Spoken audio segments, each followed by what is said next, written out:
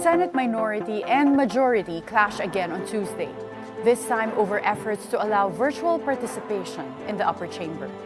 Good morning, I'm Attorney Karen Jimeno, and this is At the Forefront.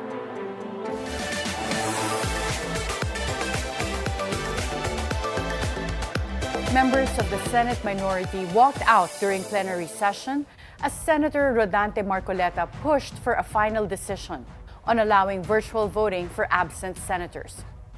Senator Erwin Tulfo suspects the move aims to accommodate Senator Christopher Bongo and Jinggoy Estrada, who face possible arrest. How will these wranglings affect the impeachment trial of Vice President Sara Duterte? Let's find out. We'll be speaking with Manila's 6th District Representative Benny Abante. Good morning, Congressman Benny. Good morning, Atty. Karen. Magandang umaga. Thank you so much for inviting me here. Yes, Congressman Benny, would be great to hear from you kasi ang dami na namang nangyayari sa Senate. Many lawmakers voted for the impeachment of Vice President Sara Duterte at the House of Representatives. But some believe it will be a different story at the Senate where majority are perceived to be allies of the Vice President. What is your comment on this? I have been asked several times what will happen to the Senate. Sabi ko, wala na kaming wala na kaming hawak doon eh. We have done our part and we have proven in the impeachment hearings that there are probable causes. There are at least four. At least four. Of course, tinatanong ako kung anong mauuna ron, no?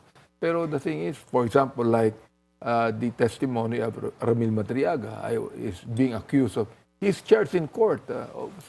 Sabi ko naman oh yes, he's charged but he's not convicted. Okay? So, yun, kinakailangan tinan yun. Now, Senator Trillanes, kung yung kanyang testimony will only be his, no? Wala masyado yung, walang probable cause dun eh. But when AMLAC was called, and AMLAC actually has documents supporting the allegations of Trillanes, probable cause na yun. Pero ang pinakamatindi dito, I think the smoking gun would be the threat that the Vice President gave the President. So para sa inyo po yun ang pinakamalakas? Para sa akin, matindi yun kasi sabi ko nga doon sa hearing na you've got to remember that the Vice President is a very powerful position, no? And he has influence. And for her to make threats against the most powerful man in the country is very unlikely and it should not actually be. So, isa yon sa pinakamalakas. For example, katulad ng SALN remember that Chief Justice Corona was only convicted sa Senado because of the SALN. Yes, that was the ground that was used. Isang probable cause lang. Yeah. Ito marami. Kaya the senator judges actually has to appreciate all the evidence. And palagay niyo po ba tatapusin lahat ng articles of impeachment? Because I was in the defense of then Chief Justice Corona during his impeachment trial and tumigil na yung prosecution at some point, I think on the 4th article of impeachment when we reached yung sa SALN. Well, if they're able to establish the other probable cause, why not, di ba? I mean, why should you finish the whole thing kung halimbawa na-prove na yung kalubol violation of the Constitution, yung mga high crimes, yung mga bribery, things like this. So, and in the meantime, ano po yung palagay yung magiging impact nitong impeachment trial when it comes to priority legislation? Yung mga in-announce in the past ng presidente dun sa last zona niya, meron po bang mga natitenga because nadidistract ang House of Representatives and Senate? palagay ko hindi rin because in the impeachment court naman only the prosecution team will be the one to actually provide all of the questions and the evidence, no. So therefore the House will still be doing this part, no. Marami ng mga legislation. For example, ako, marami kong talagang final na legislation. For example, yun lang the right to information bill, kailangan i-approve nila yan And I filed that, no. Saka yung geriatric center for the senior citizens. So I don't think na may hinder yung ibang tinatawag na namin na napakahalagang pag-usapan when it comes to legislation. Even if the Senate is acting as an impeachment court, baka sa kanila yung maging bottleneck po. Maaaring doon sa Senado would be a bottleneck, and I think that the Senate, it is up to the Senate what to do about it. No? Palagay ko naman, kasi the impeachment court will not only happen during the session hours. I mean, it can be done every day. For example, yung kay Chief Justice Corona, it took, I think, about 3 months. Diba? Yes. Pero opo. every day yun. Every day. Oo, minsan umaabot po kami 9 Oo. p.m. At palagay ko, ito naman kay Vice President Sara, hindi lang 3 months to. Palagay ko, bago matapos ang taon, pag-uusapan pa yan eh. Hopefully, na pag na-establish na yung ibang probable cause, titigil na. So that they could be able to do the other things. No? Total, meron pa kami 2 years, Atty. Karen eh. So you 2028 think, pa. No? pero kung iniisip niyo po na you have 2 years left, is it like naiisip niyo na baka hindi matuloy this time, this 2026, or matapos in 2026? In reality, hindi naman talaga na-approve lahat ang mga legislation bill eh. In fact, yung right to information bill, I started filing that in 2004. It almost became ELO. It almost, ha? Tagal na po, 22 years. Oo. Almost. Opo. So mabalik tayo sa Senadong. Just on Tuesday, nag-walk out po yung minority senators because of this proposal to allow virtual attendance. What is your take on this? Kailangan po bang harangan ito, or do you think this whole move is related to the impeachment trial of Vice President Sara? Actually, for the very first time sa buhay ko, nakita ko na ang gulo ng Senado eh. And I think I've always believed that leaders ought to be examples to the young, di ba? Ibig sabihin, we ought to be examples. We cannot become leaders just to be able to do what we want to do, di ba? Sa akin, I always, in the pulpit about 2 Sundays ago, I made use of the scriptures in the book of Matthew. In Matthew 12, the Lord Jesus Christ spoke of the kingdom being divided, you know, and he said that the house divided against itself cannot stand. Yes. And that's the same thing with what will be happening in the Senate today. It cannot stand. I mean, it will not actually be stopped, but makagulo eh. Kasi masyadong divisive na ngayon ang Senado.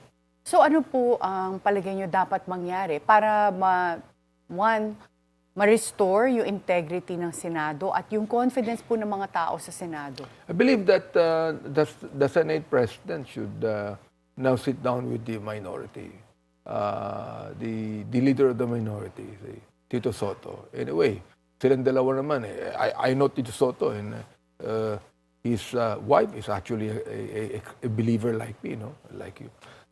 Palagay ko, if they talk about these things, and I believe that they could be able to agree to really make the Senate work again and be accepted by the people. Naniniwala ako dun eh. Palaging ano yan eh. Alam mo, diplomacy palagi yan eh, Atty. Karen. So palagi nyo may pag-asa pa na mag-sit down sila at maayos nila itong nangyayari ngayong divisiveness. Yung babalik po tayo dun sa proposal to allow virtual attendance and voting. Sa impeachment trial, you still need 16 physically present senators to convict. But yung move to allow virtual attendance and voting perhaps is related to passing legislation, because sa ngayon, you have 12 majority senators na physically present. Wala na po si Senator Bato. I mean, he's not there, it's not attending anymore. And 11 yung sa minority. So, every time meron silang mga kailangang ipasa resolutions or they need to vote, hindi nila mahirap makuha yung majority, lalo na how split they are now. So, baka yun yung reason for allowing or requiring virtual voting and attendance. Do you agree with that? I have been thinking, Atty. Karen, in the Senate, I would not agree for online decision. No? Now, in the House, I might kasi inaalaw yan eh. In some, may certain reasons why. For example, every congressman has his own district. Meron siyang constituency. No? Galing sa Mindanao, galing sa Bisaya. And then, they cannot actually come to Manila all of a sudden. Pero lahat ng mga senador, 24 lang yan eh. And they're all in Manila. You see that? So, ano ang pinaka-reason why they want an online decision things? No? Kami meron, because look, if we are in the barangay, for example, and merong may dapat na gawin, no? The congressman is always hands-on eh. Oo. So para sa iyo po, dapat sila palagi ba? nilalapitan ng tao para humingi ng tulong. At umuwi sila sa district Yes, nila. yes. So Yung para pwede sa iyo yun. po ba, dapat payagan o hindi payagan ng online voting and attendance sa Senado? Hindi dapat. Kasi, look if they have constituency, okay. But, for example, like, ibig sabihin, pag nakakulong yung senador, he could make a decision on that. No, hindi pwede. Hindi pwede. If the senators succeed to amend their rules and allow online attendance and voting, is this something that the House prosecutors can oppose in relation to the impeachment trial? Well, the House prosecution can oppose, actually. Kapag, halimbawa, may impeachment court na and I hope that, of course, they will still have to make the rules, di ba? Pero still, the prosecution team has the right to oppose whatever rules you make. There are still talks that there are efforts to replace Senator Alan Peter Cayetano with Senator Sherwin Gatchalian as the Senate President. Do you think that this change, if ever it happens, needs to happen before the impeachment trial of Vice President Sara starts? But before you answer this question, we'll have to take a short break. At the forefront, we'll be right back.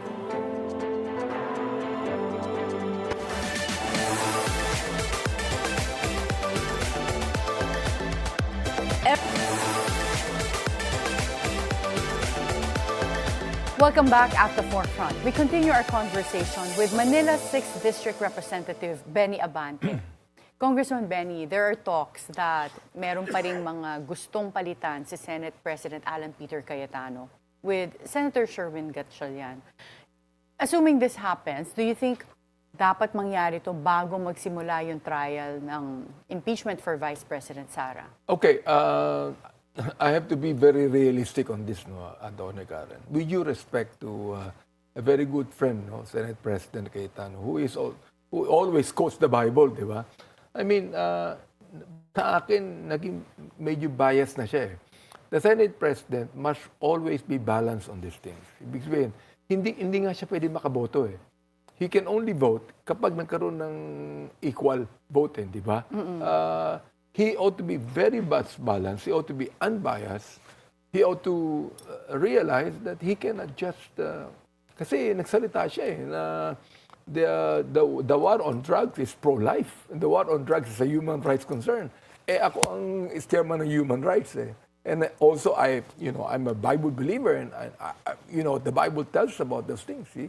So kaya sabi ko, baka kinakailangan talaga ng change in the leadership because hindi natin pwede na yung Senate President ay maging incline siya sa isang bagay. No? I believe that Win Gatchalian will be able to do something about that. Magiging balance siya. So when you're saying po na parang bias si Senate President Alan Peter, bias towards Vice President Sara or on positions with certain issues in terms of overlooking legislation I hope as a pwede whole? kong sabihin na hindi siya magiging bias. But when he began to say na yung war on drugs is pro-life, no? Sa tingin ko, nagiging bias na yan eh. Pero wala naman pong kinalaman yun sa impeachment, Walang diba? kinalaman sa impeachment. Pero the thing is, when you begin to realize that the war on drugs happened during the time of President Duterte. And the second thing is that he was the Vice President of President Duterte. When they ran in Yes, when they ran together. 2016. Yes. Opo. So, sa akin, I hope that the Senate President would look at this in a very, very objective manner. No? Sa akin, wala rin problema if SP Cayetano becomes the Senate President. Only that, ang advice ko lang sa kanya, and he ought to be very objective on this thing. But kung sakali pong magpalit ng Senate leadership, Senator Win Gatchalian is not a lawyer. Do you think that will pose a problem in terms of conducting the trial? I don't think so. I'm not a lawyer myself, but you know, anyone can study. Anyone can study. And besides that, Senator Win Gatchalian has been a senator for what, 10 years. So I think he knows. He would know the rules. Oo. Pero hindi lang yan. I mean, he has some legal researchers that can advise him. You see? Pero pagka ongoing yung trial at merong mga motions on the floor na kailangan mag-decide right away, pag may objections, do you think yun yung mahihirapan pag hindi lawyer ang mag-preside over the impeachment? It will be depending on the rules that they will agree on, actually. So I don't think that a non-lawyer Senate President will have a hard time if he knows the rules. What type of preparations po ang ginagawa ngayon ng prosecution team ng House of Representatives? Well, of course, I do not want to say in advance, no? Pero the thing is, I believe that they're preparing themselves, and I think they now have their own private prosecutor. Ilan po yung private prosecutors na isasama nila?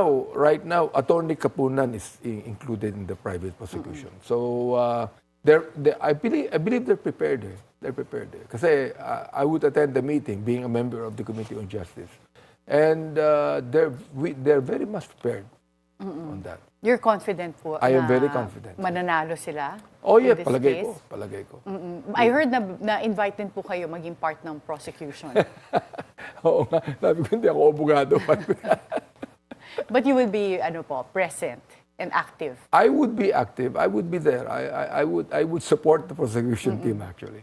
Kung Benny, when it comes to the House of Representatives, may time na mas magulo ang House of Representatives when there was a speaker change and leadership, and then merong mga nag-resign, nawala si Congressman Zaldico. But now, parang mas magulo na yung Senate. You said nga, ngayon mo lang nakita na ganito kagulo yung Senado. When it comes to the House of Representatives, is the leadership now stable? Wala na po bang usapan na baka mapalitan si Speaker Bogie D? Doon ko ina-appreciate si Speaker Bogie. He might not be very strong as far as in his decision, but he knows how to perform the balance. I mean, he is very, very cordial with all congressmen. Hindi siya namimili. And that's one thing that sa amin, no?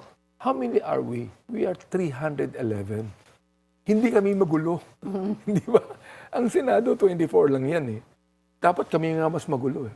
Because maraming issues. Pero the thing is, we have maintained our objectivity on all these things. So palagay niyo po, matatapos ni Speaker Bogie D yung term niya when this term of the President ends then in 2028? Palagay ko matatapos niya. What about Congressman Kiko Barzaga? Merong mga balita na he might be facing an expulsion from the House of Representatives. He might be. And there are things that inaayos pa ng Committee on Ethics. I'm a part of it.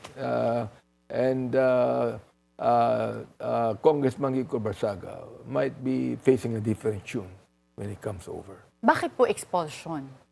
Kasi nakaserve na siya ng 2 consecutive suspensions. He was already suspended for twice, no? Twice. And walang changes eh. I mean, kahit na he was suspended, in fact, dapat yung suspension niya should change his own words, no? Hindi eh, walang pagbabago eh. Bira pa rin siya ng bira sa amin eh. Oo. Calling us all buhayas, di ba? And my goodness, hindi naman dapat yun eh, di ba? And it's a part of that. Ibig sabihin, you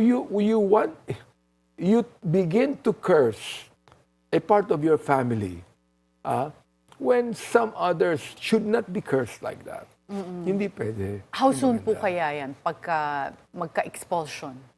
Yung alin? When can we expect, assuming this happens, how soon can Congressman Kiko Barsaga be expelled? Alam mo, Atty. Karen, hindi ko talaga alam eh. Hindi ko talaga alam to. I think that we're still studying the, maaaring magkaroon pa kami ng isa pang meeting, for example, sa Committee on Ethics.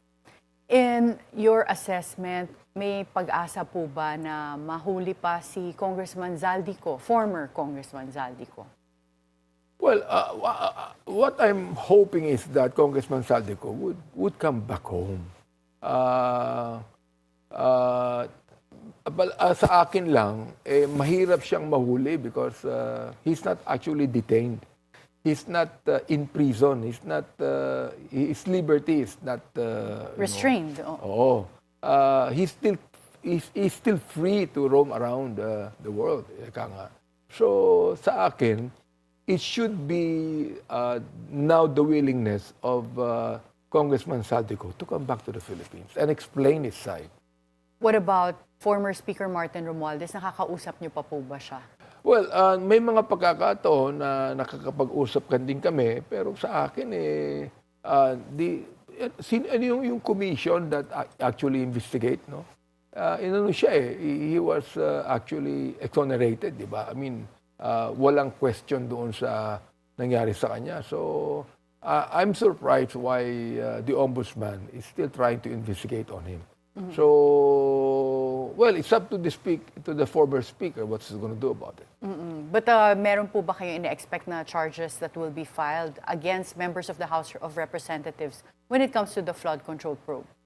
I really don't know, Atty. Karen.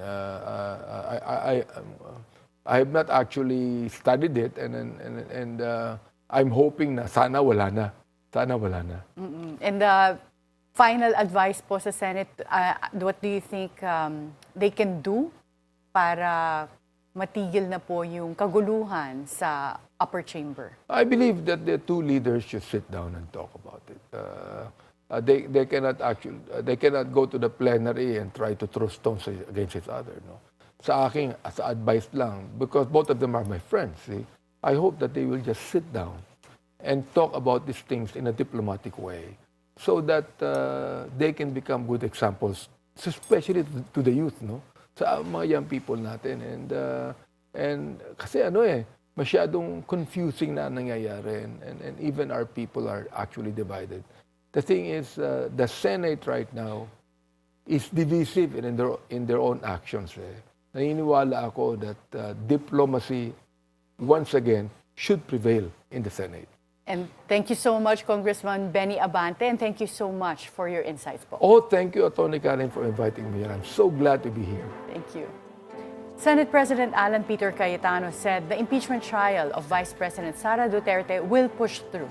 He gave the assurance to dispel speculations that the Vice President's allies at the Senate will hinder the process. But the current power struggle at the Senate could affect not just the impeachment process, but other works of senators. As the Senate remains divided over its own rules and leadership issues, the bigger question now is whether the senators can fulfill their other duties without further political turbulence. Be informed, be insightful of the news. I'm Atty. Karen Jimeno. Always stay at the forefront. Thank you so much.